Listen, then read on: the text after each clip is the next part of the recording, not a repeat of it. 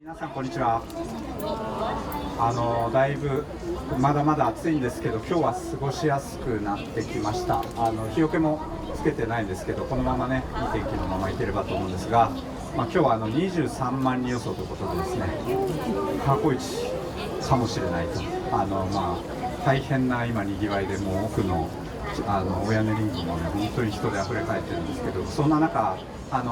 このお時間ご一緒できること、皆さんどうもありがとうございます。ありがとうございます。今日はですね、本当に、素晴らしいパビリオン、みんなが担当して一生心に残る体験だという、本当に素晴らしい体験を作ってくださったダイアログシアターの川瀬直美さんをお迎えしてます。よろしくお願いします。よろしくお願いします。川瀬さんとは本当にこの静けさの森に隣接している2つのパビリオンということで、もう、ね、始まる当初からね、一番仲良くしてるよ。はい、ありがとうございます。はい、本当ですか。みんなでも本当にね。でも森っていうところを考えたときに、やっぱり宮田君が持ってたそのコンセプトと私の持ってたコンセプトが一番多分シグネチャーパビリオンのプロデューサーの中では近かった。そうです。そうです。そうなんですよ。で、藤本さんもね、リングを着想したときに、川瀬直美さんと、宮田と藤本の3人で考えたっていうのをね、雑誌にも残してください。はい。でほら3人で我が草山に行って夕日見たやん。そうですね。そうです。奈良です。そうです。リングの元はこの奈良のこの夕日からの大きな空、一緒に見ようっていうね、ここ空大きいやんとかって言って。で、スーさんって呼んでますけど、スーさんは北海道出身で、旭川で、そのなんていうかふるさとの空、この空の広さを見れるのって私ら今歩いてるここじゃ見れへんよなみたいな、もし建物がいっぱい建ったらねって言ってた時に、多分スーさんの中でこのリングの構想が生まれたのかななんて思ったけど、そうですね。やっぱりこう一つの空でも多様でありながら未来を一緒に見ようっていう、そういうコンセプトがあって、で、にぎわいがあるだけだとやっぱりちょっと過ぎ去ってしまうので、それをこう深く考える内省的な場所っていうところで静けさの森があって、でパビリオンの中でもみんなこうワンっていう弾けるようなものもあるんですけども、私たちベターコービングと、川瀬さんのダイアログシアターはやっぱりその中でもすごくこう内省的にというのか、そうですね、静かに対話をするっていう、本当に素晴らしいパビリオンで、だから森でも静けさの森って名前つけたらええもんちゃうでぐらいの、だって万博ってやっぱり人がたくさん来てなんぼやから、それが静けさって言われる時に静かじゃないやん。だけど静けさってわざとつけるってことは、そこでその自分たちが目指す、ものっていうものがここにあるんだよってあえて言ってるのが、そのリングに対して真ん中おへそにちゃんと、ね、森がある。でも8人プロデューサーがいるから、みんなどこに行きたいっていうのあるじゃん。ね、でどこにその自分のパビリオンをするの、そもそもみんな1人ずつやるのから始まったじゃない。そうですね。でもう8人で全部1つやってしまったら、その敷地すごくでかく使えるし、なんか日本館とかそういうのの貴賓室ももっと立派になったりね、っていうふうに言ってたけど、でも私やっぱり喧嘩するの嫌だから一人一人の方がいいんじゃないっていうぐらいプロデューサーのキャラクター濃すぎます。濃すぎですよね。まとまらないと。そうですね。あとはやっぱり無理にまとめようとするとやっぱ大変ですね。いや、そう、別の国家イベントとかでもやっぱ結構大変だったって聞くので。別ってオリンピックのことやな。いや、ちょっとあんま言わないでください。今せっかくぼやかしたのに、両方かかってらっしゃるんでね。すみません。そういう渦中の不良にすぐ切ろうとする。いやでもさ、なんかこう白い壁のある会議室でみんなで話して、みんなそのなんていうか秘書みたいな人もいて、なんか私たち8人よりもたくさんの人たちが見守る中会議をしても、そして1人10分だけ意見を言うみたいなことでも、なんかあんまりものを作るという意味では豊かな会議ではない気がしていて、1回目をそれでみんなでやった時にちょっとこれもう一回なんか私奈良でさせてもらっていいですかって言って、で東大寺の事務所をお借りして、そしてまず大仏様にこうみんなね、お参りをしてから、なんか大仏様のような、なんていうかおかしいんですけど、こうコンセプト、なぜなら大仏さんってその当時の国民が半数ほど関わったと言われている国家事業で、でも当時のその聖武天皇っていう人が、これは自分のものじゃない、みんな一人一人のものであって、なんか一握りの砂でもいいから、枝でもいいから持ち寄ってみんなで作ろうよって思う。お金じゃないと、心本当になんか協力するってことがあれば、それはもうコラボレーターだって。そうだからなんか8人はみんなそういう思いでこのシグネチュアパビリオンを作ろうよっていうことをまずやって、それでどうするってやったんで。そうですね、はい、そうです。そしたらもうすぐ決まった、みんなが「あ、落合君なんか僕なんか音を出したいからさ」海の方がいいよ。そうですね。まあでもなんか場所の位置取りとかもね、本当に結構すんなり決めて、まあ僕らはもう森の近く。絶対森がいいよね。譲らない。まあでもそういう人はね、我々だけだったんで、他はもう比較的ね、海寄りの人と森寄りの人みたいな感じで、すごくなんかまあいろいろな経緯があったにせよ、やっぱり異なるままに響き合うというのか、違いっていうものをこう力にしてこの万博を作っていて、でまさに今のこの万博の体験もそのものもそうですよね。はい、そうです。いろんなパビリオンがあって、全然違う体験があって、どれかこれだけっていうことじゃなくて、このなんていうの、この違いから立ち上がるようなこの未来そのものに皆さんすごくこうワクワクしてた。いやだってさ、こんなにたくさんの人たちが訪れるこう万博になるって、ちょっとやっぱり最初の万博に対するなんていうかどうなのみたいな感情がまだあった時からすると、ちょっとこの未来ってどうだったですか皆さんっていう感じですよ。まあでも、この状況を作ってこの熱気を作り上げてくださったのはやっぱり会場にいらっしゃる皆さんです。いや本当に相手やっぱりもう、あくまでは何を言っても、言葉はやっぱり伝わらなかったですけど、五感でここに来て、いわゆるこの未来に対するこう突き上げるようなやっぱりこう熱気を皆さんが一緒に発してくださったことによってやっぱり状況は変わっていったっていう。私もうあと1ヶ月しかないじゃない、なんか関東方面の人がやっぱりこうエンジンかかるのちょっと遅かったんじゃないかなと思って。東京はね、そうなんですよ、大阪は本当にやっぱ熱狂で、来てくださった人たちがめちゃくちゃいいですけど、そうなんです、そうなんです。東京はね正直まだですね。やっと10月何日に行くよとかもう終わっちゃうよみたいな感じになってて、なんかもうちょっと続けたいななんていうのは最近思ってるところなんですけど。その通りなんですけどね。でもこれ続けるとまた大変な今日他の国のパビリオンの方とその話をしたら、結構もう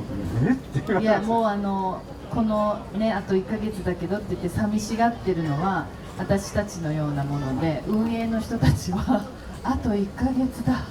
もうこれが終わったらちょっとしばらく休みますみたいな、マラソンみたいな感じで来てるみたいですよね。そうですよね。僕らちょっとね、なんか体力もねモチベーションもちょっとやっぱりクレイジーな部分。昔何日ぐらい来てるんですか？相当来てます。そうですよね。4日ぐらいは以上はいるかもしれない。だって家とかもこっちの方にあるんですか？いや家はないですけど毎回ホテルです。母さんは奈良から来てます。そうです。奈良から来たり、それでもうほとんどなんか今日来られるんですねって言ってアテンドしたくなったりするから、来てますね、割と。じゃあちょっとダイアログシアターの話を。ありがとうございます。まさにこの川瀬さんのダイアログシアターって一期一会なわけですよね。毎回そのゲストも違って、そして対話内容もテーマっていうのは何パターンぐらいあるんですか？毎日違う。毎日違うんですか？184個ある。184個をこうシャッフルしながら、だからもう今154個目、あと30日だから。なるほど、まあやっぱり我々結構パビリオンに結構近いところなんですけど、我々の体験も日の光とか天候とかいるメンバーで一度として同じ体験はないんですけども、ダイルシアターもまさに一度として同じ体験がないという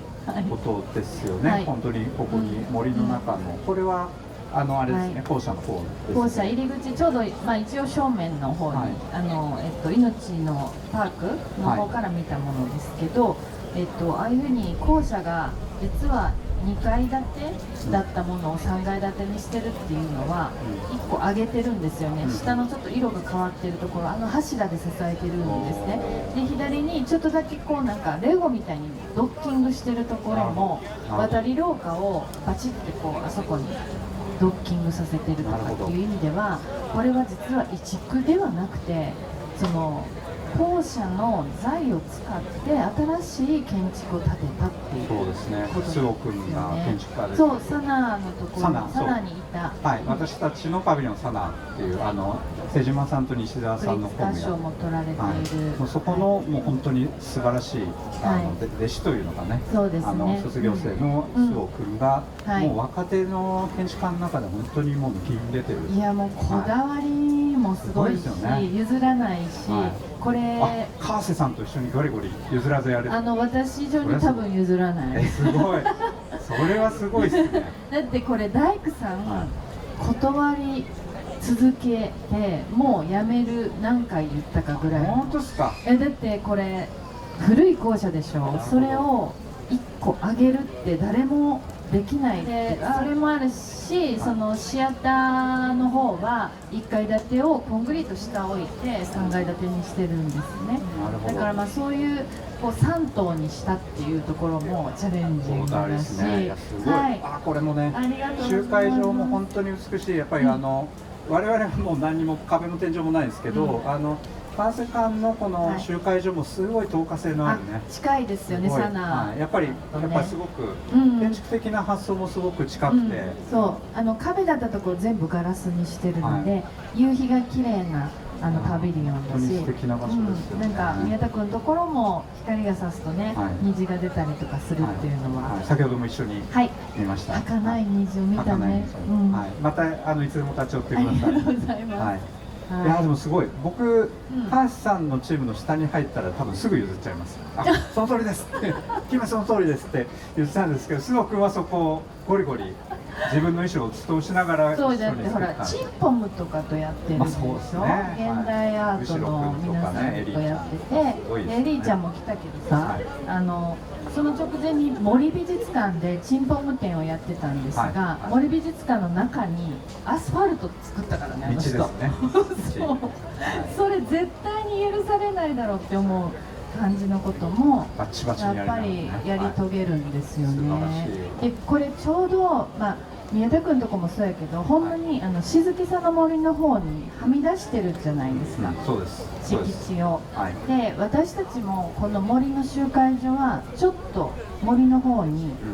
はみ出してるんですね。で広く見えるんですけど、実は敷地内にその教会の、静けさの森をこう交換してるっていうか、敷地を交換して作ってるんですよね。はい、我々も同じような感じ。結果リングの真ん中にあるのが、この2つのパビリオン。そうですね。だからそこはスーさんとも他のパビリオンの皆さんはそこでっていうことで同じだけの敷地なんですけど、私たちも同じ足せば敷地なんだけど、森がこう侵入してきてるみたいな感じで、見た目大きいですね。見た目は大きいっていう。なんで宮田君そこまで行ってんのみたいなことやけど。でも敷地面積は同じなんです。いやでも本当に素敵な建物で、じゃあ内容もちょっと聞いていきたいと思うんですけど、このダイアローグ本当にやっぱりもう会にも一期一会で、やっぱりこう一生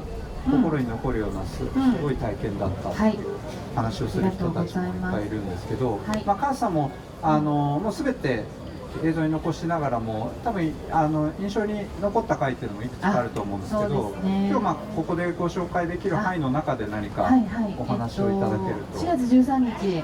これ開幕しまして、その後のちょうど2週間後ぐらいに4月の25日に行われた特別会というのがありまして、これはもう森の集会所も一旦クローズにしてスタッフたちも立ち会いましょうということで立ち会ったのが、その話者さんっていう人たちが今100人ぐらい登録されてるんですけれども、この人が1人ずつ毎回出てくる違う人がね、でそれスクリーンから出てくる人がワークショップを受けてもらった話者さんなんですが、その中のお一人の旦那様が末期がんであることが分かり、そしてその方がこのダイアログシアターに出演をしたいという意向があったんですけれども、まだ現地であったんですが、開幕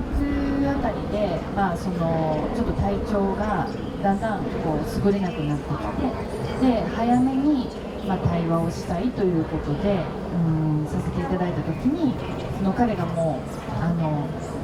うその日がいくつで4月25日だとすると、3日ほど前にドクターストップがかかっちゃって、もう血圧も下がっているし、自発呼吸も苦しくおそらくなっていく中で、ドクターと主治医としては大阪まで移動させることはもうちょっと難しい。で家族がもう周りで見とるぐらいの今状態だっていうふうに言われてます。いつその時は来てもそうですね、で私はそれを聞いて家族との時間を持ってもらうっていうことを思いはしましたが、その旦那様の方が実は学生時代ピアとかに入賞する、自主映画の監督をされてたんですよ。クリエイターとして響き合うものがあるっていう。そうですね。でそれで私の映画を見ていただいたっていうのを知って、ちょっともういても立ってもいられなくなって、もう寝てる9時ぐらいにお家までアポも取らずに行って母さんが、はい、なるほど。それで、本人は寝られてたんですけど、奥様の方になんとかシアターに来てもらう方法はないのかなっていうことを30分ぐらい話してたら、旦那様が起きてきてっていうか目覚めて、それで私が枕元に行って、そしたら、起き上がって、自分で起き上がられて、いやもう、そうなんですよ。それで今日は食事も一切口にできてないって言ったんだけど、そこのテーブルにあったリンゴを口にして、それで私の顔を見て、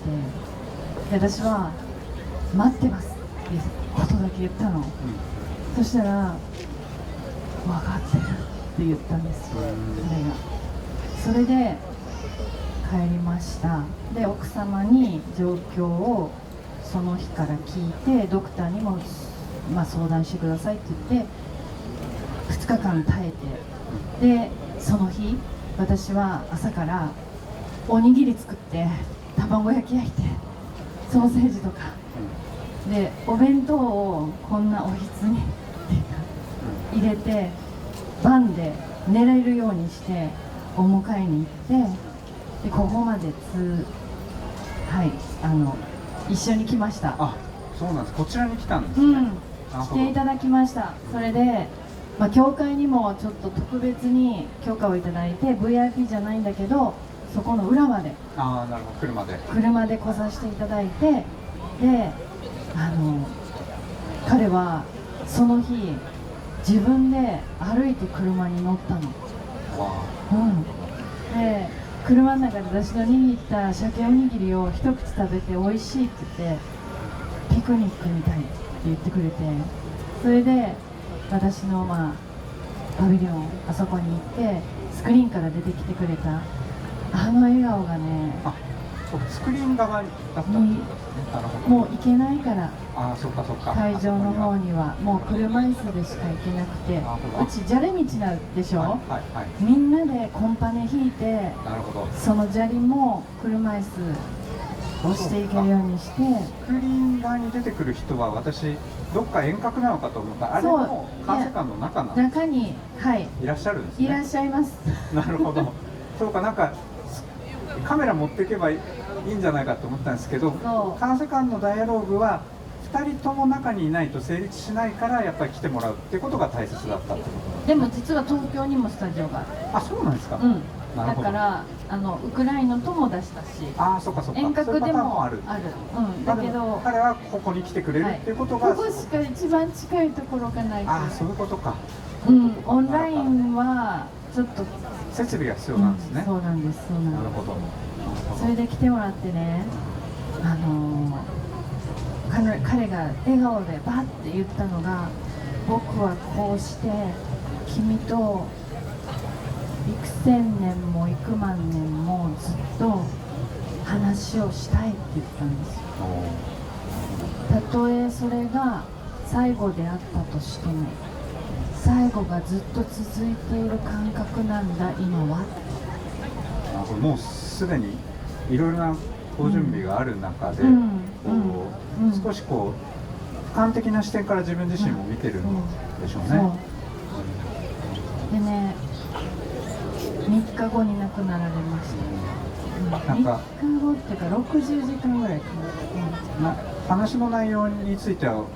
立ち入っちゃいけないんでしたっけ？いや、大丈夫。あ、大丈夫なんですか。なんか、カースさんのそのダイアログのすごく素敵でもあり、すごく儚いところは、時間が来たら対話の途中でフェードアウトして10分でも声が消えていくじゃないですか。なんかその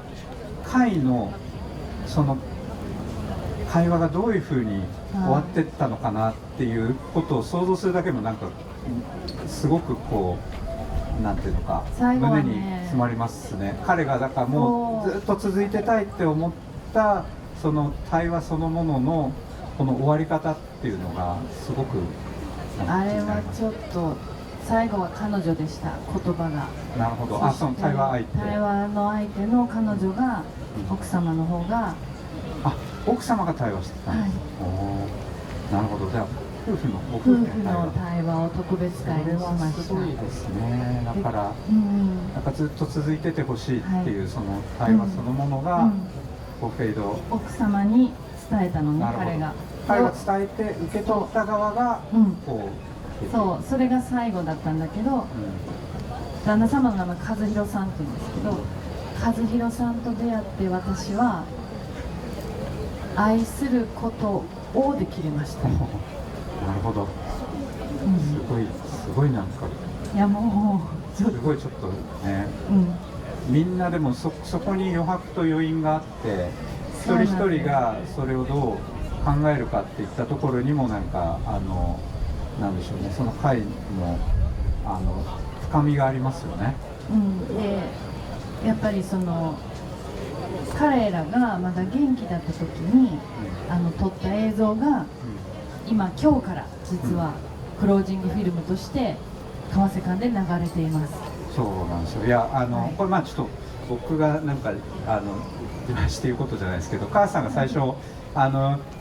対話を始められて考えてた時に絶対映像もあった方がいいですよって言って、やっぱりもう必殺は絶対封印しない方がいいっていうお話をして、やっぱり対話も素晴らしいんですけど、余韻の中からやっぱりこう一人一人の映像作家が撮られた映像にこうつながっていくところもすごく素敵なんですよね。でこれまでの本当に月ごとに変わってった、僕も全部見れてるわけじゃないですけど、本当にこうなんていうのか美しい余韻にこうさーって広がっていく中の最後の必殺技っていうとあれですけど、ずっと今まで他の監督、ウクライナの監督とか撮ってたのが、ついに川瀬直美が撮る映像が今日からもう本当にみんなの多分ね心を掴んで離さないんじゃない、ちょっと後で絶対見に行くのでお願いします。だから川瀬直美会なんでダイアログシアターに今まで行った方もですねここからの1ヶ月は絶対必見ですよね。行かれてまだの人でも結構行かれたんですね。じゃあありがとうございます。だからここからの1ヶ月のダイアログシアターは本当に必見じゃないかな。そうですね。そしてその実は多分9月末ぐらいにと思ってますけども、まだ発表してませんが、この2人が最後にしたダイアログのシーンもカメラ回してるんですね。なるほど。でそれを今絶賛編集中でその映像の特別会もしたいなとは思っている。あとここまでに来た1600近くの対話の、神回って言われるものが結構いくつかあります。でその神回の、ダイジェストを、しながら、なんかいつかそういった映像としてカースさんがまた、エディットして、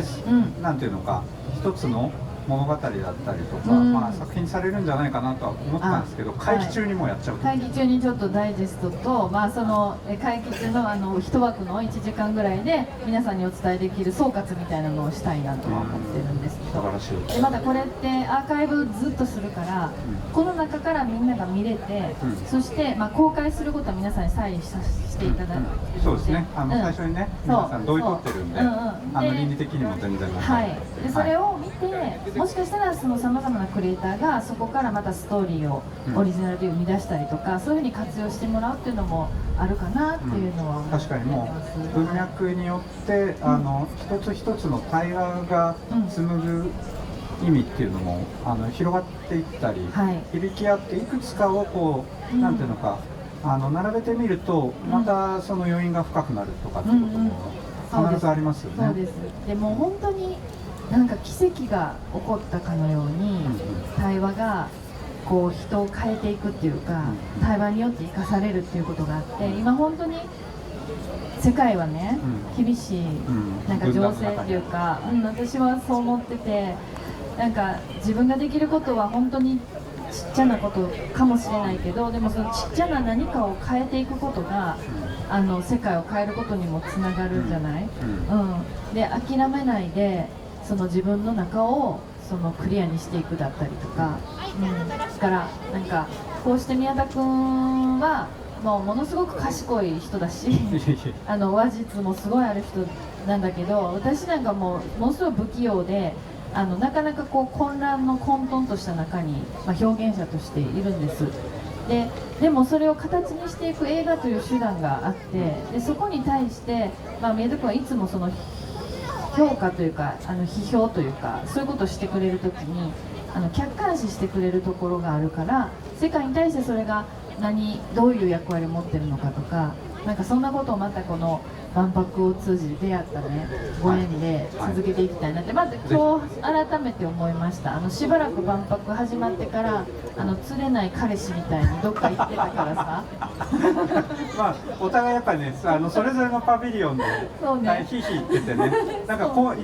隣同士で近いんですけど、なかなかね、お目にかかることも逆に少ない。なんか遠くで見えててってやってるけど、なんかこう目の前の人に一生懸命こうお話をされてた。ごめんなさい。あれはですね、本当にで母さんがこう振ってたの分かったんですけど、あれ本当にこう皇族の方いらしてたんで、さすがにこうそこを振り切るわけにはいかないですよね。で後でお詫び申し上げましたけど、さすがにそこでこうあかんですよ。でも我々は本当に森につながるパビリオンだし、やっぱりこの世界が分断の中にあるって言った時に、いろいろなやり方でみんな向き合ってるんですけど、多分分断を直して何とかしようっていうところでは多分一番共通項があるかなっていう。ベタコービングというのはまさに分かりやすさ、つながらない、それでもどう共にあるのかってことですし、母さんはやっぱり言葉を紡いで向き合おうっていう、でその中で変わっていけるのもあるし、それを見た人たちがまた紡ぎ合っていけるものもあるんじゃないかっていうところに対して、やっぱり人に対するこのなんでしょうね、信頼から、始めてみようっていったところはすごくやっぱつながってる部分があるし、やっぱり建築的にも共通するところがあって、本当に、僕自身も確かに没交渉と言われればそうかもしれないですけど、ただずっと本当に素敵な取り組みだなって思いながら、ありがとう。なんだろうな、今回の万博ってすごくいいなって思ってるのは、どれか1個だけ見ればいいっていう万博では全くないんですよね。で、私たちもデータを取ってたり、協会もデータを取ってたりするんですけど、やっぱ共通項としてここに来てたくさんの未来を感じることができた。いろいろなパビリオンで家族の中でも意見が分かれたりとかで、そういう議論をする中で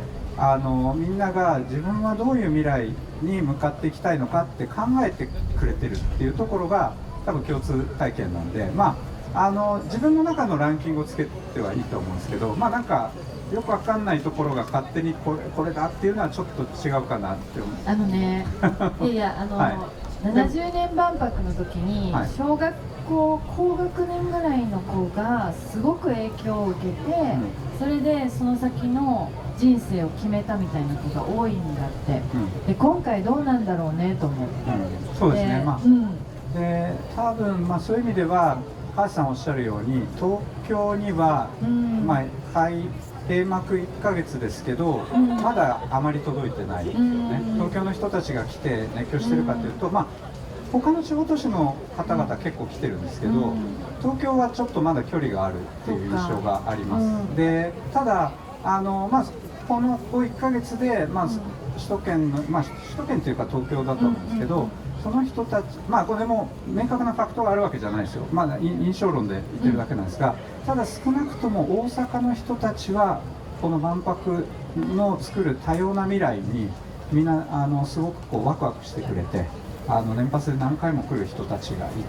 いるんですよね。で、私自身すごく思うのは、レガシー、ちょっと後でも少し話せると思うんですけど、シルケサの森は例えばここに残ると、レガシーって言われたらそれも一つかもしれないですけど、一番のレガシーはここに来て体験した人たちだと思う。なんかほら昨日出てた万博宣言の話のプロデューサーへの意見交換会みたいな。昨日はいなかった。いなかったよね。落合君も同じこと言ってたし、私たちみんなそう感じてるんだけど、これ大阪の人、もしかしたら一番多いかもしれないから言ってるけど、関西圏、この人たちが一番なんかすごいんじゃないっていうことを言ってた。こんなことしましたよね、万博でこんなことしましたよねっていうのは言えるけど、テーマウィークとかでこんなんしたねって、でもここに来た人がすごいんじゃないっていうことを私たち言ってた。そうですね、そうです。私も全く同じで、やっぱりここに来てこの多様な未来を感じてくださった人で、それこそ冒頭お話があったんですけど、やっぱ分断、言葉だけを尽くしても、なかなか、言葉っていうのがインターネットで文字だけを提示してもなかなか伝わらなかったのが、ここに来て体ごと没入して対話をしたりとか、あるいは異国のスパイスを嗅いだりとか、聞いたことないリズムに体を揺らすっていう、この五感体験の中で多様っていうのは何なのかっていうことを皆さん感じてくださったり、あるいは未来にはいろいろな形あるんだなっていうことを改めて感じてくださったっていうのが、やっぱりいろいろな方々からも聞くしもデータにも出てきているんですよね。でそれがやっぱり一番重要なレガシーなんじゃないかなって。そうだね、だからその人たちの中に生まれた種は、埋められたまかれた種みたいなものがどんな花を咲かすのかっていうことが、すごくワクワクする感じが、そうですよね。で一方で、ちょっとさっき少し話題にも出たんですけど、レガシーとしては川瀬さんもこの森を作るときにこれは絶対残さなあかんっておっしゃってくださったんですけど、なんとかこれがこの敷地内に残ることが決まったんで。決まったんや。敷地内には残る。決まりました。ありがとうございます。森が残ります。残ります。なので、もちろん一番のレガシーは来てくださった方々そのものなんですけれども、その人たちの熱気とかここで紡いだものを森とともにちょっと残しながら、いろいろな、この後この場所が再始動するのは8年後なんですよね。8年間はクローズされる。でもクローズしきっちゃうと森も死んじゃうんで、侵入できる経路を開けて、この森の周辺ではいろいろななんていうのかイベントをしながら生態系がこう壊れないように一緒に紡いでいこうっていう、そんな取り組みをしていきたいなと思って、ぜひカースさんも、はい、はい、よろしくお願いします。仲間、森仲間、言い出しっぺの一人として。はい、だってほら神宮の森だってさ、はい、100年経てばさ、はい、すごい生態系が生まれて、はい、なんか実はうちはイチョウの木です。であんだけ高いから多分万博の中で一番高いから雷落ちるんちゃうんとか言ってたでしょ。僕そんなこと言ってない言ってないですよ。僕は言ってない。それは多分なんか違う意地悪なプロデューサーだと思いますね。僕じゃないです。暗黒帝国みたいなでもなんかこのイチョウの木の上に今さっきツバメちゃんかな、はい、がいっぱい20匹ぐらいいたね。そう、それでユスリカが大量発生してた時あったじゃないですか。ユスリカを食べにトンボがめっちゃ増えて、そう、あれはだからこの森が育んだトンボがやっつけてくれた説が一番濃厚なんですよ。でトンボを食べにかわからんけどツバメがすごい大量発生してるんですね。でこの間空にトンビがいたの。この辺トンビが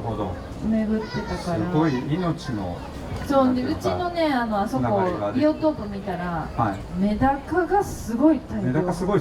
しているのとタニシと、はい、カエル。ちなみにカエルめっちゃいるの知ってます？どっから来るんですかね。いや土の中に入ってね、卵がいっぱいいて夜ちょっと7月6月頃は本当我々一瞬ここで演劇やったんですけど、カエルがうるさすぎて全然声が聞こえない。でもうちコオロギ鳴き出してますよ。そう、すごいです。今もね虫の声、ちょっと虫の秋の虫の声がね聞こえてるんだけど、はい、だからこういうのをね、ぜひ紡いで。いやでも命はすごく力強いし、その生態系のこととかをいろいろやっぱりその事前にもなんか話し合ってたじゃないですか。いらんもんこう持ってきてんのんちゃうのとか、なんやかん言われても。向田さんとかもすごいいろいろ話されてましたよね。いや、そうですそうです。なんかだからすごくわかんないけど、これが半年でこれだけに生き物たちがこう生まれ出してるというのか。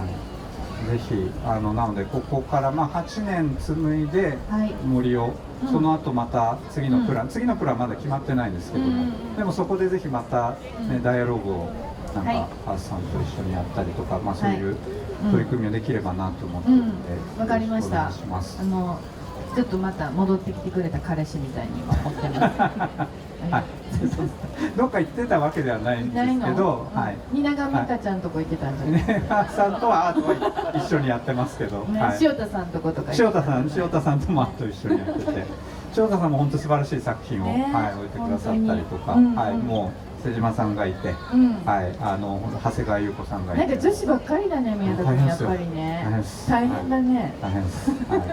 いやでも大変って言っちゃダメですね。はい、とても素敵な。いやもう私も絶対に宮田君ホストになったら次のあれはいいかなと。次のあれってな。その次のあれでカースさんあれですよ。今映画をねもうすぐ公開ですか？そうです。はい、2月実は6日なのでもうすぐではないんだけど。おめでとうございます。すごい。ありがとうございます。もうクランクアップ完成もうちょっと。もうちょっと。いや今編集ですか？まだ撮影も。一応この間ロカルノという映画祭では上映したので、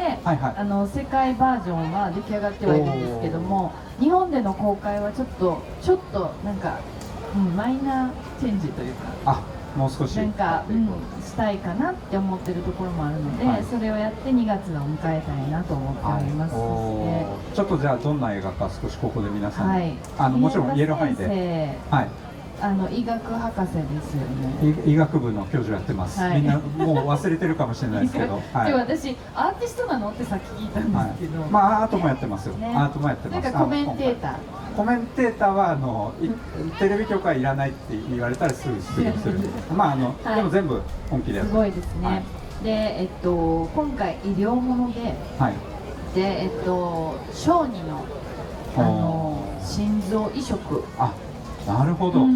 ですね。まあこの日本の制度においては、なかなかその移植というものが整わないところもあって、先進国ではやっぱり最下位。なるほど。医療監修って誰がしたんですか？医療監修は阪大とか、阪大、なるほど。で国順とか、国順、いただきまして、心臓といえばということで、なるほど。やっていただいたんです。はい、すみません、元に戻って、それで小児のこの移植の。でも皆さんご存知ですか？移植は運転免許取るときに裏に同意するかどうかみたいな書くっていうのぐらいしかおそらく情報として私たちに日常的にはないと思います。でもそれが子供だったらどうでしょうとイメージしてもらうと、そこは運転免許持ってないですよ、親が判断しなきゃいけない。で日本は脳死は人の死ではないです。心臓死が人の死なので、自発呼吸とがんが開くっていう。でも、欧米では脳死が人の死であるということなので、医師がその心臓なり何なり臓器を移植するということを判断はできるんですが、日本の場合は親が判断しなきゃいけない。簡単に言うと脳がなくなってしまったらそこを司る肉体もやがて停止する。ですがそこに時差があるんですね。だからまだ管をつないでいれば心臓も肺も動いている、肉体がまだ温かい、この状態で死を選択しなければいけない。そうですね。いや私自身も本当に医学の同僚いっぱいいるんですけれども、やっぱ子供のお子さんの小児の医療の現場っていうのはやっぱり親が諦められないんですよね。そんなの諦められないです。やっぱりもうどうしてもっていうところだし、やっぱりもう思い入れが強いところもあるので、もちろん命に貴賤はないし尊いんですけども、やっぱりすごく深く思い入れがかかって関わる人たちがいっぱいいるんで、すごくなんていうのか簡単じゃないですよね。そうなんです。そこに本当に実は今回レアンドロ・エルリッヒのこの裏にある作品も子どもホスピスに同じ作品を置いててですね、やっぱりそこで嫁いくばくもない子どもたちの未来を考えつつもやっぱ残されたお父さんお母さんもすごくやっぱ苦しんでるんで、なんとかそっちもしてくれ、共同研究やってなんとか変えてくれっていう作家のレアンドロにも言われてるんですが、まさにそういう過酷さと本当にこう深い嘆きだったり、もちろん喜びもあるんでしょうけど感情がある現場が小児、で例えばフランスだと、子ども病院ってもちろん日本でも静岡にもありますけど、そこに対してアーティストが、例えばドナーになりうる子どもに対して、そのちょっとこれはもう一つの意見だと思って聞いていただきたい、ヒーローであり、その称えたいっていう、そういうアートが子ども病院の中に、高らかにアーティストが掲げている、そうするとその社会にこういった子どもが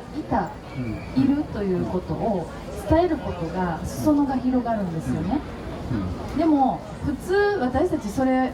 今日本ではもう医療の現場は医療の現場でクローズになっちゃってて、なのでそこに対してアーティストの役割ってどっかにあるんじゃないかなっていうのは、フランスの状況を見てるとそうなんですよ。いやその通りですね。でも日本に対してそれをダメ出ししてるようなものではなくて、もう一つの選択もこういうふうにあるよっていうことを伝えたいと思って、そして私も母親だから、子供に対する当事者としての思いもあるし、その物事っていうか現実は一つの窓から見続けることで真実に到達するっていうことは言えるけど、別の窓もあるよっていうことを提示するっていうのも、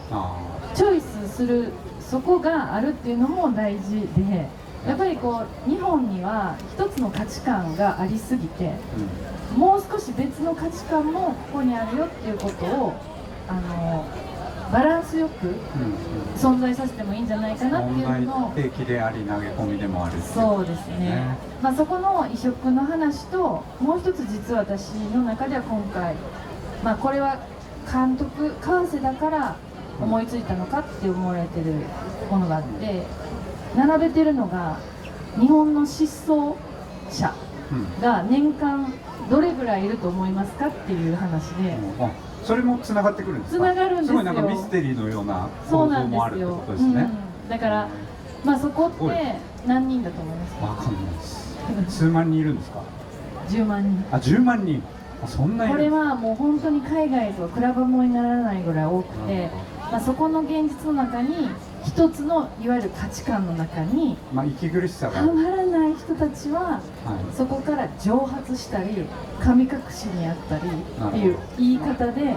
存在を隠すことができる社会なのね。なるほど。でそこには何があるかっていうと恥の文化があるんです。